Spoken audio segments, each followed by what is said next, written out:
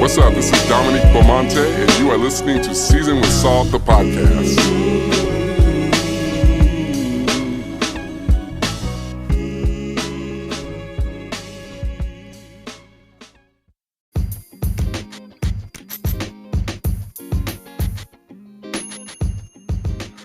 What's up? This is Dominique Beaumonte, and again, this is Season with Salt, the podcast. This is episode 149, and we're going to be talking about the book Atomic Habits. So sometimes I read books, and not sometimes. I always read books, but sometimes when I read them, I'm like, oh my gosh, this information is so good. Like, nobody will ever know. I mean, unless somebody just randomly wants to talk to me about a book, or somebody mentions, like, oh, I read that book too. Like, let's chat about it. So it's a really great book that has really changed some of my thinking around habit building, and I thought I'm going to share that.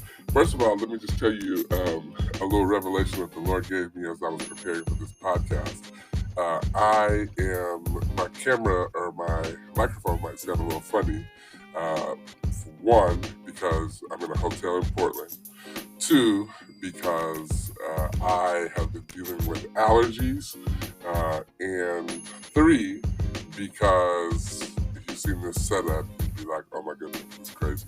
So things might sound a little weird. So disregard, if you can, as much as you can, any weird noises or sounds. We'll get this fixed. We'll be back in the studio in no time. So a little revelation. I am in a hotel and getting ready to prepare to check out. And one of the things that I do before I check out of a room, especially if I'm traveling by air or by car, is I try to make sure that all my devices are charged. So I go over to my MacBook, I look at my MacBook, and I see that it is not charged. In fact, it is 8% charged. I'm like, oh my gosh, this can't be.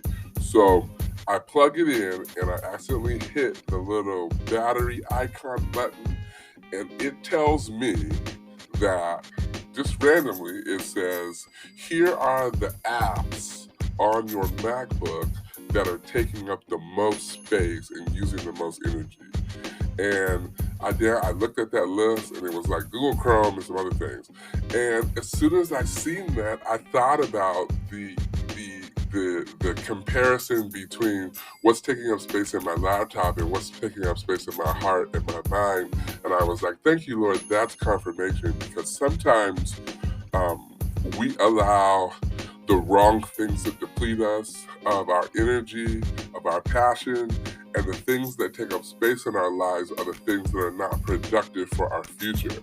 And so I have decided to reorganize, particularly for the weekend, how I'm thinking about my life and what I need to do. So I said, I'm going to make a podcast episode. This is the third of this week, and I'm going to talk about this book, this really cool book that I am reading, because I'd rather that take up space than just idleness. So here we go.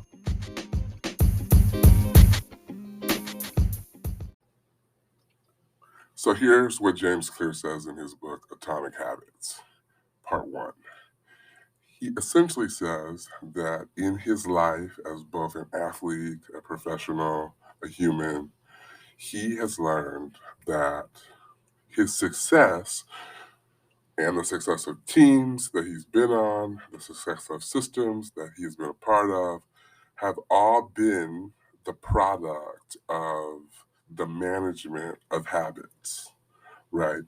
So the first thing that he encourages the reader to do in the first series of laws that he provides is to take inventory of current habits that the reader has. So what habits do I have?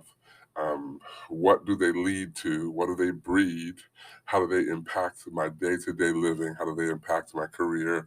What is the outcome of these habits? So he encourages the reader to take an inventory of habits. I think in addition to that, it's also important to kind of look at good habits versus bad habits if you can categorize the habits in that way. Because sometimes um, we are able to identify what our habits are, but we stop there so that we don't feel guilty or incriminated by our own choices, right? Particularly when other people are asking us or naming what they believe our habits to be. So James says, identify what your habits are, be able to clearly and concisely say them. Then he goes on to say, in the practice of developing clear, concise, healthy habits, it's important to attach an intention to those habits. So what that looks like is today I will go to the gym at 5 p.m.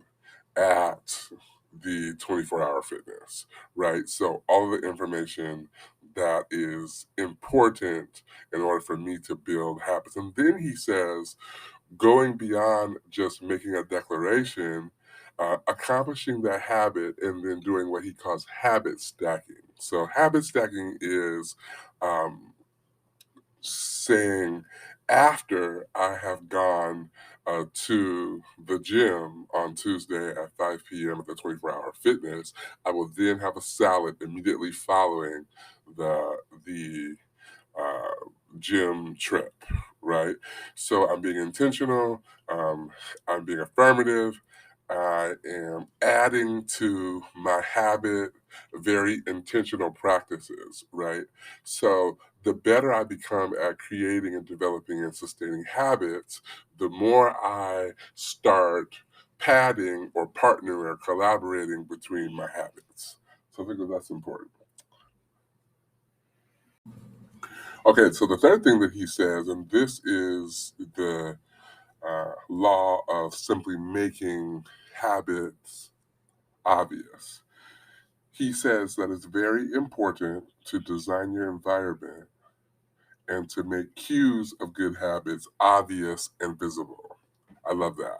So what that might look like is, signs, lists on the refrigerator, stickies on the door, design functions that lead to greater productivity. Packing your gym bag the night before and hanging it on the door to say, this is the intention that you have for tomorrow as a result of the habit that you're setting. So, um, the environment becomes ultimately important because it's through the environment, if the environment is conducive to good habit making and habit building, then you're not, even if you don't sustain the habit, like you will have a reminder in your environment that this is something that you said that you were going to be committed to. So, what I hear James saying, what I read James saying in the first couple of chapters in this law of making it obvious is that you have to put things before you. And so, if I want to create positive habits around studying and podcasting, then I have to schedule, time to hear other podcasts, to listen to things that encourage me. I have to put a reminder in my phone that I want to podcast a certain day. I have to create a discipline around podcasting, and I have to use my environment as an agent of pushing that discipline. That's what James is saying. So I thought I would give you sort of some nuggets from the first couple of chapters. If you like this, let me know. I'll be back with part two to share a little bit more of what this book, Atomic Habits, has been about. But I encourage you to join this dialogue, comment, follow my podcast on your preferred podcast platform. Yeah, I want to connect with you and learn about what you took from the book. All right.